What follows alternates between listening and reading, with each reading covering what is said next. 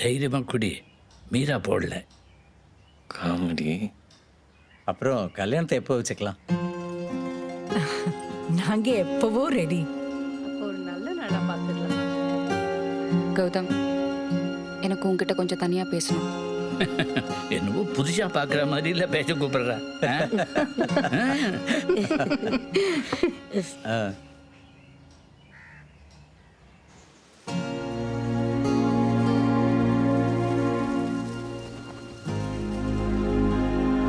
என்னாச்சு மீரா?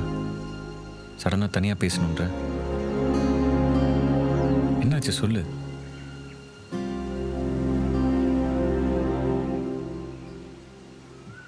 இல்ல, உங்க அம்மா சொன்னது எனக்கு ரொம்ப டிஸ்டர்பிங்கா இருக்கு. அம்மா என்ன சொன்னாங்க? உன்னை அவங்க பொண்ணு மாதிரி பார்த்துக்கிறேன்னு சொன்னாங்க.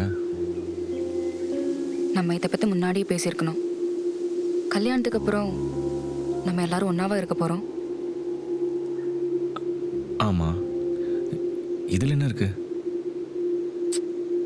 இல்ல, இந்த 2 வருஷத்துல நான் என்னை உன்ன தவிர வேற யாரை பத்தியும் யோசிக்கல.